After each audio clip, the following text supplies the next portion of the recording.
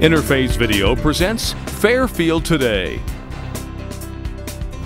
Brought to you by Fairfield Federal Savings and Loan, Fairfield Medical Center, Fairhope Hospice and Palliative Care, the Fairfield County Board of Developmental Disabilities, and the Frankie Smith Funeral Home.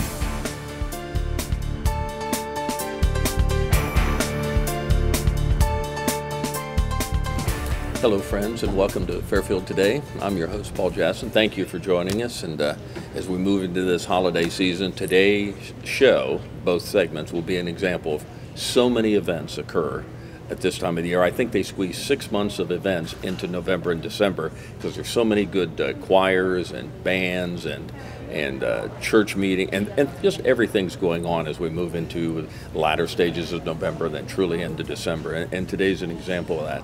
The second half of the show today, we'll have a segment on the Lancaster Chorale, and we'll make that very special, is we'll have the director of that, Stephen Caracciolo, will be joining us for that. It's rare we can get him, he lives in Baltimore, Maryland, so it's rare that he's here to do it, but he's here to talk about a concert coming up with the Lancaster Chorale on December 1st. So this is sort of an all-arts show. That will be the second half. The first half of the show, we're happy to have Lita Cook in with us, and Lita is the director of the Lancaster Hand Bell Ensemble. Lita, how are you? I'm very good, thank you. Thank you for joining us. So it's an all-musical show. Pretty cool, huh? You're the opening act for the chorale. That's okay. No, they're the opening act for us. Oh, okay. Actually, on that day, you're right. They perform what, at 1? At 4. At 4, and chorale. You're at 7. Yes. Okay, so we'll spend this time talking about the Lancaster Hand Bell Ensemble. Lita is the director of the Lancaster Hand Bell Ensemble. They'll be having their concert December 1st, 7 o'clock at First Presbyterian Church, and we'll give you all that information again as we go on. But I've said this before, this Lancaster Hand Bell Ensemble, they just blow me away. They're so good. Sort of like, in my mind, the Lancaster percussion, high school percussion. Because the first time I saw one of them, I was in band. I grew up in band. They say, we want you to go do the percussion thing. A bunch of drums. What do I want to see a bunch of drums for? I got there, and I was knocked out by how good they were. Well, that's the same kind of sense. I had no idea that all this happens with handbells. Your group is, I think, phenomenal. Thank you. Handbells are a percussion instrument. Yes. A tuned percussion instrument. So that comparison is very kindly taken. Well, I'm amazed because, like I say, I grew up in bands. You had snare drums, timpanis, bass drums, and you know the bells you tap on, the glockenspiels or whatever those are called. But we didn't have handbells, obviously, in the band. But I'm thinking, golly, the high school percussion is so good, and the same with you with just bells. And you have other things that you tie in with that. It's just an amazing sound you guys come up with. Oh, it's fun to plan concerts with these people. I bet at Christmas, I know that's something that you enjoy very much. This year's concert is Ring Around the World. Again, it's Sunday, December 1st at 7 o'clock at First Presbyterian Church. And Ring Around the World. So without having seen the songs that you'll be playing, I'm going to guess they will be from conductors around the world. From songs around the world, Christmas songs around the world. And think about, what's your favorite Scottish Christmas song? I'd be hard-pressed to know that. So would everybody else. But we found two Irish and a Scottish jig that are both that fit associated handbells. with carol. Yeah. Really? Carols. So you'll hear kind of a semblance of bagpipes in the Scottish one, and they're both, you could picture dancers jigging with them, but they both have Christmas themes. Give me a little history of the Lancaster Hand Bell Ensemble. How long, or were you the original director that got all this together? I love to say this. I am the founder and artistic director. Yeah. That's the usual. You are the Bob Trocchia of the Lancaster Hand Bell Ensemble. And again, high praise. High praise. So how many years ago was this? You kind of had this idea and got it moving? I think 9 years ago. Wow. So we've been going for a while. Yeah. And you do, I think on this day, on December 1st, don't you do a concert earlier in the day in Logan? We do. Okay. We do. It's not always Logan, but this year This year it is. Yeah. So again, it's this Sunday, December 1st at 7 o'clock.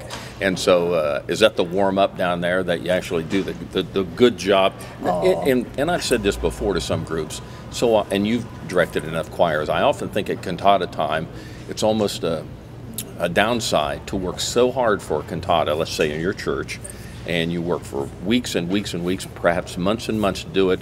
You do it one time, Yes. and it's over. Yes. So I think there would be an upside to at least doing it a couple of times. Now the chorale, they're doing the same concert 3 times, the 1st, the 7th, and the 8th. You're doing this twice. I think go ahead. Oh, I'm sorry. Actually, we are doing it 3 times. The third one is in Granville on December the 7th. Right. But we're waiting to see if they're going to let us advertise publicly. Oh. It's at the Kendall Retirement Village. They have a wonderful stage and auditorium. Last year it was just for residents, and they're considering let us advertising out in Granville. That's to be determined. Yes, whether it's public or not. So how many songs are we looking at for this Ring Around the World? We're looking at 12. We always come in on a processional, the Ukrainian carol, or called the bells, Sweet Little Bells. And so we walk in on that. We always end with a very dramatic presentation of I Heard the Bells on Christmas Day, the Longfellow hymn. It's just glorious because it wraps everything up.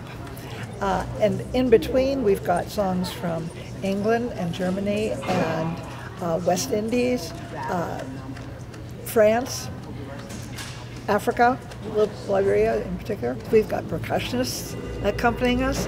Gert Young will be playing the flute. Always great to have Gert along. Joshua Harkins, our fabulous oboist. My husband, Don Cook, will be playing trumpet. And Virginia Rosenberg will be on organ. Oh, so she does a just great a mixture. job. You've got good people you're bringing in. You're bringing in the heavy hitters for this. Yeah. So 9 years ago, or almost a decade ago, when you got the idea to get this going, were there that many bell choirs around then? Obviously, it's been around for decades, but it seems to me that just in the last, say, decade, I've seen more churches have bell choirs. Well, churches have had bell choirs. The community choirs are a little different. We bring people in from several different counties who come to rehearsal every week. They audition to find their spot in the Hand Bell Choir, and so it's a little different. We get a broader choice of repertoire. Church Hand Bell choirs have to stick pretty much with sacred repertoire, and there's so much beautiful stuff out there.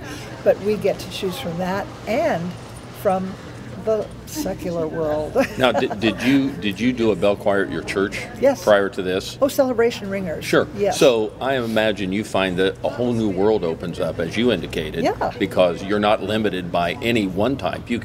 Anything that's a handbell choir is fair game for you.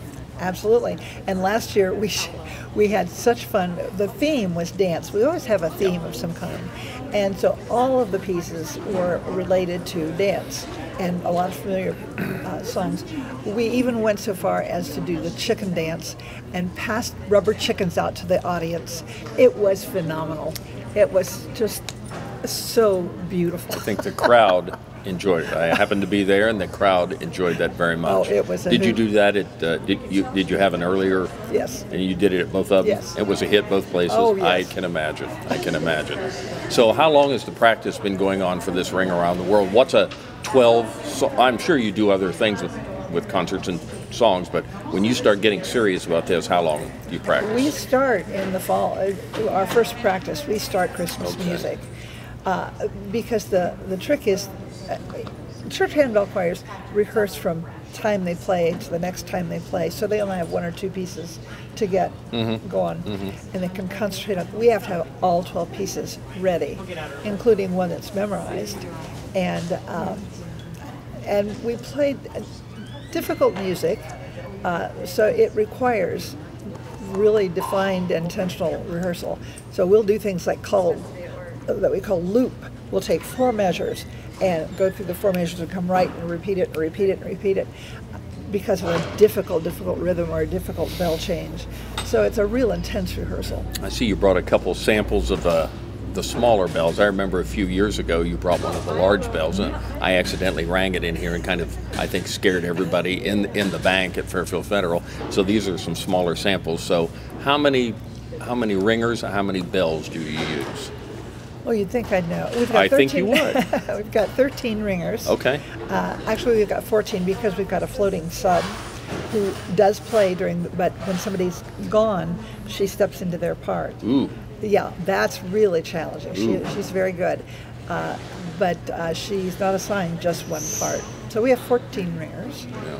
And how many bells? 60-some. And then 60-some chimes also. Got 5 octaves of Mullmark bells and 5 octaves of Mullmark chimes, plus 3 of the bass chimes that are from floor to here tall. Like the ones you would see in a high school band? The ones like that? No, those are orchestra chimes. These Okay. are tubes, square tubes. Oh, okay. And they're on a slanted stand, Yes. and you play them with a mallet, and you actually feel them more than you hear them, hear the pitch. It's a wonderful sound. And again, that's just part of this amazing thing with percussion. I guess in general, percussion, high school ensemble, that's the amazing thing. There are so many instruments that fit your genre, that fit the hand bell choir, and you've used several over the years, depending on what the theme is or what the tune might be. I want to show you a demonstration. Okay, all right. Well, people always are just amazed by the high bells who have 2 bells in each hand. Yes. And that technique is actually called 4 in hand. I'm not good at this. I'm an amateur. My instrument is the baton, and I play it pretty well. I got you. But so the ringer here will have 6 or 8 bells in front of them, and they'll have the lower octave and the higher octave in each hand. But they have to pick them up and put them down. Not only that, they have to pick them up, put them down, and place them the right way in the bell, because there are 2 techniques. One is called Shelley ringing, where they put the handles flat against each other, and if I can do this, no guarantees, kids don't try this at home. And they're an octave apart. These are. Oh, okay. Yeah. So I go back on my word there. Yeah, they usually are. I didn't have that many bells. So both of those bells, it's really hard to discern. Both of them are ringing at the same time. Then there's the 4 in hand, where you change the handles. And remember, she has to pick this up while she's ringing a song. Sure. And has to know which way it is. And this one, you knock and ring. So you'll see her wrists turn when she's ringing them. Pay attention to this time. Oh my gosh, I don't know how they do it. Yeah. I don't know how they do it. Practice. But this is probably the most important, because the most obvious, because they can see it. They can't see what all the other bells are doing. It's the Lancaster Hand Bell Ensemble. It's this Sunday, December 1st. It's at First Presbyterian Church, $5 fee. $5. Believe me, At the you'll door. get your money's worth for $5 to come and see that.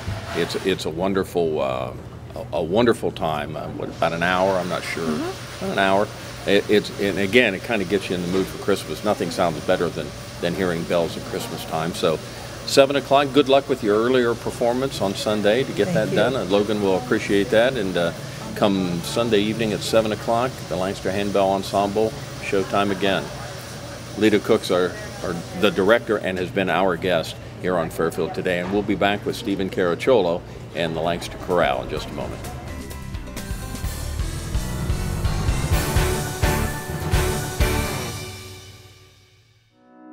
The Frankie Smith Funeral Home and Crematory in Lancaster and the Johnson Smith Funeral Home in Baltimore have a long and wonderful history of serving our community. Feel free to give us a call at 740-653-0652. Stop in and see us at either of our 2 locations, 405 North Columbus Street in Lancaster and 207 South Main Street in Baltimore. Respect for tradition, regard for change.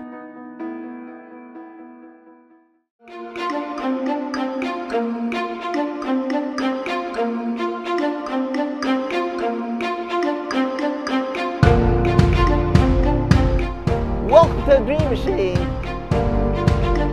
Like to be part of the Dream Machine, keep me busy, and it's also important that we do it together as a group, and we plow and plant, and We have lots of produce. We have tomatoes like one here, and gourds, cucumbers, squash, crawberries, beets, microgreens. We also have flower arrangement, and we also sell bags, those tote bags out of edible food bags, and we sell them out in the market, farmers market. It's a special place that keeps people healthy by eating a couple fruits and vegetables. I always show people, first time they pick raspberries and green beans, I show them how to do it like if they do it wrong. Picking raspberries and green beans is simple, it's easy for me. We're entering some things in the field like pumpkins, the gourds were growing, and everyone likes them.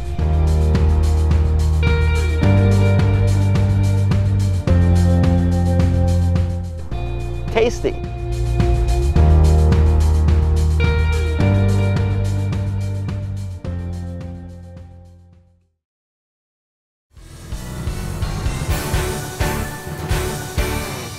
Thank you for joining us as we're doing our taping today outside. It's a beautiful day here in Lancaster, Fairfield County, kind of into the season. It's getting to be that time of the year. Pretty soon somebody will be asking you, are all your presents bought yet? You know, those things are coming and everybody's feeling the pressure of this time of year. So we're glad you can take a few minutes to join us, and thank you for being here. And we're, of course, downtown at Fairfield Federal. 30-plus years, Bob Trocchia headed the Lancaster Chorale. And then in 2015, he announced that he was stepping down, and 2014 was his last year. So a rather exhaustive search went on for his replacement. And actually, sometimes it's amazing that a rather exhaustive search went on by the board, but you end up sometimes almost at your back door being able to find the person that is appropriate for the job you're needed. And for this case, to replace Bob Trocchia would not be an easy job, but the young man that we got to replace him with the Lancaster Chorale, Stephen Caracciolo. And then, Stephen, thank you for joining us. Oh, my pleasure. Yeah, you have some local roots, I know. You don't live here in Central Ohio, although you are the artistic director for the Lancaster Chorale, but you make a rather lengthy commute when those times are appropriate. I do. Right now I'm teaching in Maryland. I teach at the University of Maryland, Baltimore County, but it's just a quick plane ride from BWI, Baltimore Washington International, to Columbus. We just go up and come back down. When I'm here, I stay with my son and daughter-in-law in Columbus. This is where my wife and I had our kids, raised them, educated them. Both my son and daughter-in-law are graduates of Ohio State, so we are certainly no strangers to Central Ohio. Sandy and I graduated from Capital, so this is home for us. I was going to say, your musical roots are Capital. That's right. Locally. Maryland is a wonderful place to work, but this is home for us. Well, that's good. And so we're fortunate that we're able to get Stephen to be back, and we'll talk about a concert now that's coming up for the Lancaster Chorale. And again, this is 2015. Stephen was hired. He's been here and put his own stamp on the chorale with his singers, his programs. He puts it all together. And the one coming up here on it's on December 1st, that will be here up at St. Mary's Church, which is typical of where the chorale performs. It's their Christmas concert. It's called An English Cathedral Christmas. And I guess the line that, and not knowing much about choral music, only what I've learned from you and from the chorale, is this marks the 100th anniversary of David Wilcox's birth. That must be significant. It is. David Wilcox was the famous choral director and organist at King's College, Cambridge, in England. This beautiful Tudor chapel was built by Henry VIII's father. Oh. It's a lovely, lovely cathedral, and they have choral evensongs and chapel services there almost every day. In 1919, I think with the outbreak of World War I, I think was probably the history of this, they wanted to have a chapel service for Christmas that would on Christmas Eve every year, that would involve lessons and carols as a message of hope to the world and to the community. A decade or so later, they began to radio broadcast every Christmas Eve, and then probably another couple decades later, television came into play every Christmas Eve, and even to this date, I want to say it's about 11 o'clock in the United States. You'll hear the live broadcast from King's College, Cambridge. Is that right? Well, in the 50s, 60s, and 70s, David Wilcox then was hired to be the organist choir master. He was born in 1919. With that service, he began to create new carols because he knew this was going to be broadcast all over the world. So he would create new carols for choirs that were not just in four-part harmony, but something a little bit more elaborate, if you will, but still fun, still very interesting and light to listen to. These David Wilcox carols are the ones that everybody hears on the radio, in church, every sometimes even in the mall as you're shopping. You just hear them. You hear those arrangements. It's the tunes that you know, but the David Wilcox harmonizations. And so those are the ones that we're going to be bringing forward most prominently in this concert. So once we decided to do, let's do a celebration of David Wilcox's birth, 100 years, we'll make it an English Cathedral Christmas then. So that's all of the composers are English composers except for two. And one of them would be me, and one of them would be a composer in Washington, D.C. Okay. I suppose the apology for that would be I'm the director of Lancaster Chorale, so it'd be fun to do. You can make the call. That's right. And besides that, both myself and William Bradley Roberts write in an English cathedral manner, so it just fits right in. I would hope most of our viewers here know that, of course, the Lancaster Chorale is Central Ohio's professional choral group. They're the only one in Ohio that does this, and it's phenomenal, the voices you get. And I used to ask Bob this when I'd have him on to talk about this. Here we are in the Midwest, and Bob was able to gather 30-plus voices each week, many times almost completely different voices, but 35 voices or so, 30-plus voices. And it's amazing the talent level that I think is around here in Central Ohio, because in the programs, when you read the bios, every one of these people is more distinguished than the one you just read. They are remarkable in their music capabilities, and I always thought to find all that here in Central Ohio is pretty amazing. Well, we do find a lot of artists here in Central Ohio. Aside from the folks here in Central Ohio, we're also drawing artists from Southern Ohio, from Northern Ohio, and even two singers from Michigan and one from Alabama. Kathy Heim used to be one of our artists. She would make the trek up. We invite her to come up a couple times a year, and she comes and visits family. But artists with a lot of different kinds of backgrounds, some mostly music, but sometimes other backgrounds as well. People with masters in music, people with doctorates in music. Yes. So it's really pretty amazing, the artists that we put together for this program. And one thing I noticed that for the past, Bob did it for 30 years, and of course Stephen has been doing it since 2015, but even as somebody that if you do church music, you do band music, you do anything, you work very hard for a concert, you do it, and you move on. And there are times when it seems like that's an awfully lot of work for a 2-hour interval right there. But now, in the last few years, I've noticed that the Lancaster Chorale has made it intentional, I think, to move out from Lancaster. It's still the Lancaster Chorale, but there are some concerts you're doing, at least a couple every year in Columbus. And now this one, the English Cathedral concert, you're doing it up here on the 1st. Then Saturday, December 7th, you're in Athens. And then on Sunday, December 8th, you're at First Congregational Church in Columbus. So really Central Ohio, Southeastern Ohio, and us in sort of Southern Ohio. And there must be intentional on your part to do that. There is. Well, one is because of the great art and music that's happening here at Lancaster. We want to take that on the road to make sure that people know about Lancaster Chorale, make sure people know about Lancaster, frankly. Plus, around the holidays, that's when people like to hear choral music. Now, I'm a choral music enthusiast, obviously. I'll hear choral music all day long. That's my job. And a lot of people are choral music enthusiasts. They'll hear music. They want to hear choral music all the time. But Christmas season is a special time to hear choral music. It's one of my favorites. There's so much Christmas music out there. We want to take that music out to the public. to the greater Ohio area. So we're doing it 3 times, not just once, but 3 times, as you say.